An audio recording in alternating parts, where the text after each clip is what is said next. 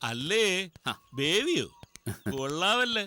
നീ ഇവിടൊക്കെ വന്നു പോകുന്നെന്നറിയുന്നു, പക്ഷെ നിന്നെ അങ്ങോട്ടൊന്നും കണ്ടേയില്ല. കയ്യേലെന്തവാ അരിഷ്ടവും കഷായം എല്ലാം ആന്നല്ലോ ഉപ്പാപ്പ. കാലം തികയുന്നതിന് മുന്നേ ഞങ്ങളെ കൊണ്ട് മൂപ്പീന്നേന്ന് വിളിപ്പിക്കല്ലേ. ഓ, എനിക്കല്ലടാ ബേബി, അപ്പന് വയ്യാഴിയുണ്ട്.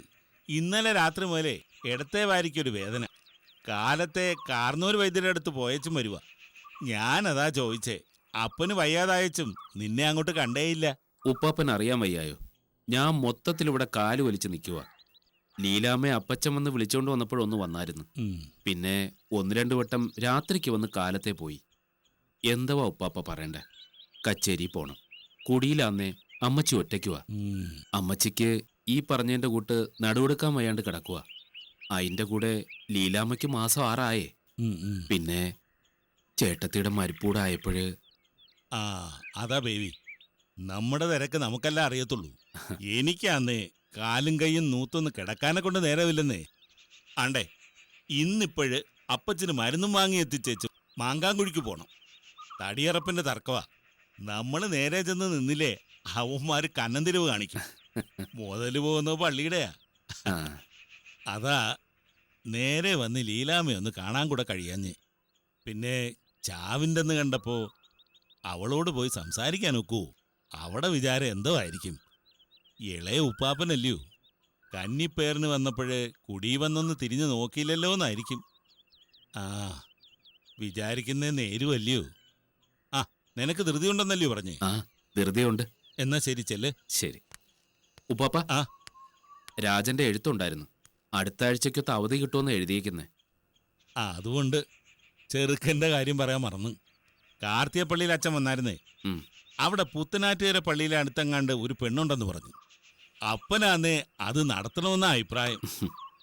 എന്നാ പിന്നെ അതാ നല്ലതെന്ന് ഞാനും പറഞ്ഞു. എന്നാ ചെറുക്കന് വേണ്ടി എന്തോലും ചെയ്തോന്ന് ചോദിച്ചാ കർത്താവിനറിയാം. അവനയക്കുന്ന അലോട്ട്മെൻ്റ് ആന്നേ കാലേ ഓലവള്ളി കെട്ടുന്നതിൻ്റെ കൂട്ടാ. അപ്പൻ്റെ കാര്യം നോക്കാൻ തികയത്തില്ലെന്നേ. ചെറുക്കനും എന്തോലും ആകേണ്ട സമയമായില്ലയോ. എന്നാ ശരി, എനിക്ക് മാങ്കാങ്കുഴി വരെ പോകണം. ചെറുതനക്കാരെ 2 തടിവെട്ടുകാരോട് വരാൻ പറഞ്ഞിട്ടുണ്ട്. നമ്മുടെ കാര്യവും പറഞ്ഞുകൊണ്ട് നിന്നാ അവന്മാരുടെ പാട്ടിന് പോവും. എന്നാ പറഞ്ഞു കൂട്ടാവട്ടെ, ചെല്ലേ.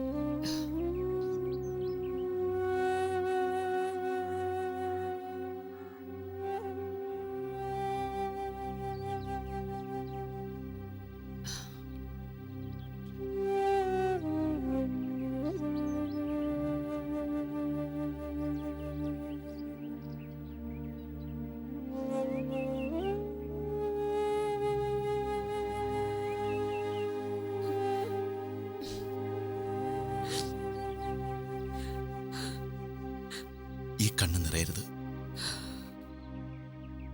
ഇനിയും ഈ കണ്ണീരിന്റെ വില ഞാനാ കൊടുക്കേണ്ടി വരിക.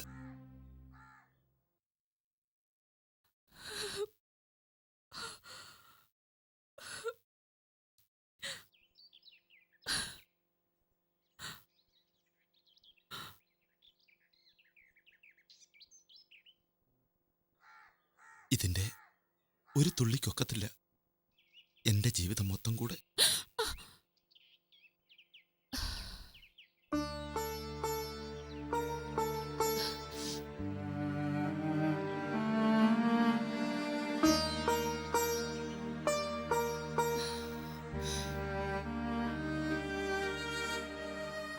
ഞാൻ പോവാ.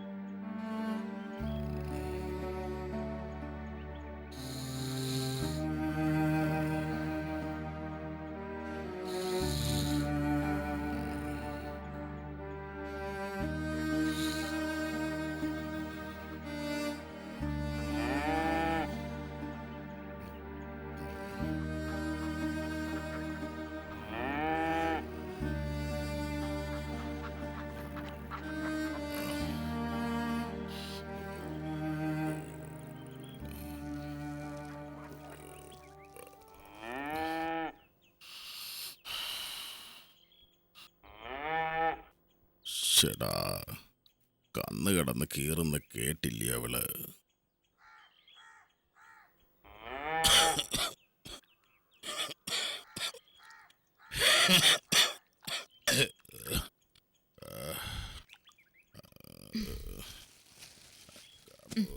നടി.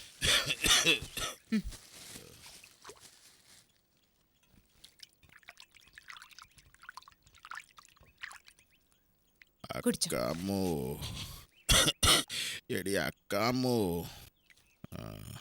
കുഞ്ഞമ്മോ, അക്കാമ എന്തേരി? അക്കാമോ, എടി അക്കാമോ. എന്താവാ? എടി എന്തവാടി വിളിച്ച കേക്കത്തില്ലയോ നീ? അപ്പച്ച, എടി ആ കന്നിന് വല്ലതും കൊണ്ടിട്ട് കൊട്. അവത്തുങ്ങൾ കിടന്ന് കുറ്റി പറിക്കുന്ന കേക്കുന്നില്ലയോ നീ? അപ്പച്ച, ഇത് ഞാനാ, ദീനായ അപ്പച്ച. ആ കന്ന് കിടന്ന് നിലവിളിക്കുന്ന നീ കേട്ടില്ലയോ? അതല്ലയോ അപ്പച്ച, ഞാൻ അതിന് കാടി കൊണ്ട് കൊടുത്തേ. എന്നാലും കിടന്ന് വിളിക്കും.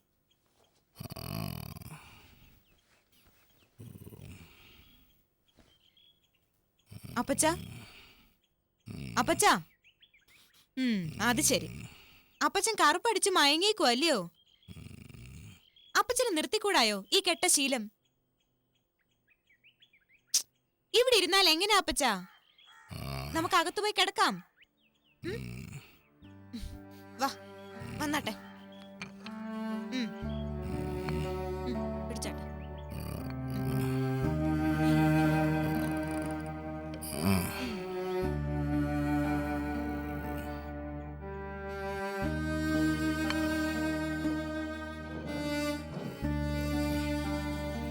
നടന്നട്ടെ.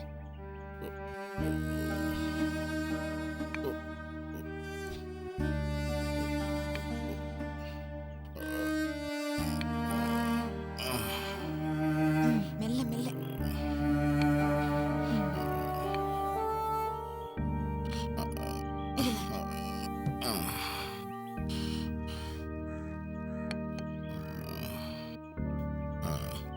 പടിഞ്ഞാറൂന്നൊരു തണുത്ത കാറ്റുണ്ട്.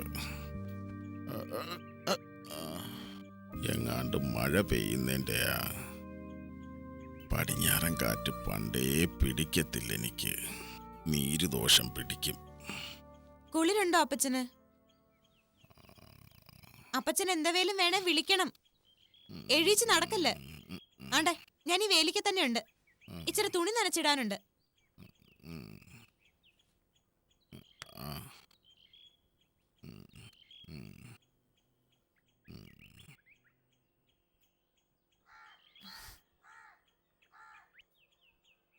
എന്താവാ അപ്പച്ച?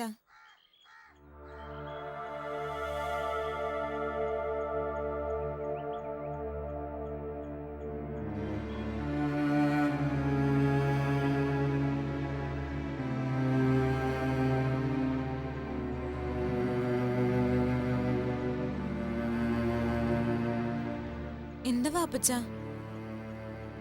എന്തോ പറ്റി?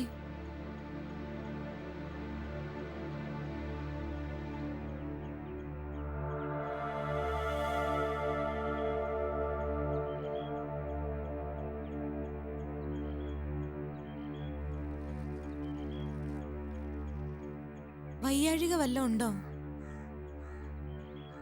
നോവുന്നുണ്ടോ അപ്പച്ചന്?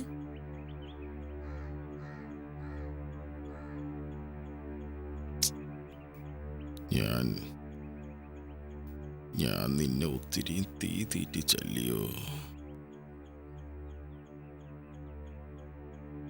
നിന്റെ കണ്ണ് നിറഞ്ഞത് ഞാൻ കണ്ടതേയില്ല.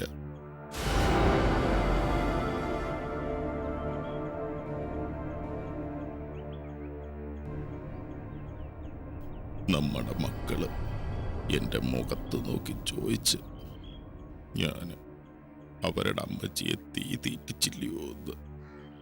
അവർക്ക് അവരുടെ അപ്പൻ്റെ ചെയ്തി കൊണ്ട് മാനമായിട്ട് തല ഉയർത്തി നടക്കാൻ വയ്യാന്ന്. അപ്പച്ചൻ ഇച്ചിരി നേരം കിടന്നുണ്ടാട്ടെ.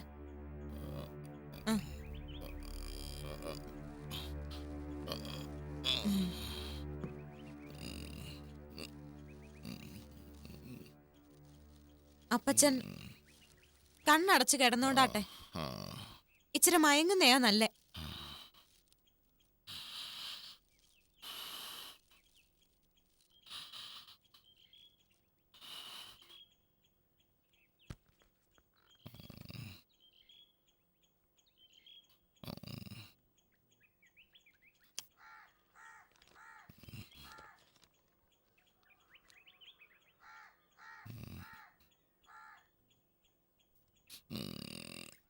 പവിഴ നിറവും മനോഹര നയനങ്ങളുമുള്ള അവൻ സുന്ദരനായിരുന്നു.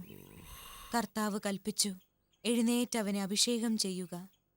തിരഞ്ഞെടുക്കപ്പെട്ടവൻ അവൻ തന്നെ. സാമുവേൽ അവനെ സഹോദരന്മാരുടെ മുന്നിൽ വെച്ച് കുഴലിലെ തൈലം കൊണ്ട് അഭിഷേകം ചെയ്തു. അന്നു മുതൽ കർത്താവിൻ്റെ ആത്മാവ് ദാവീദിന്റെ മേൽ ശക്തിയായി ആവസിച്ചു.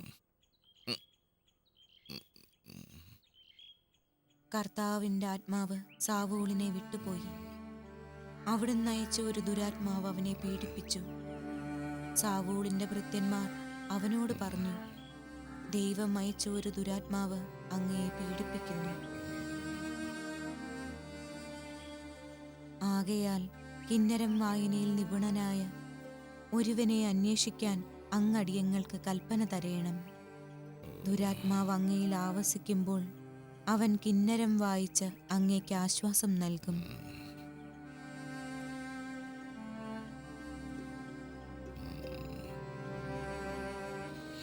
ബേത്ലഹേംകാരനായ ജെസേയുടെ ഒരു മകനെ ഞാൻ കണ്ടിട്ടുണ്ട് എന്ന് ഭൃത്യരിൽ ഒരുവൻ പറഞ്ഞു.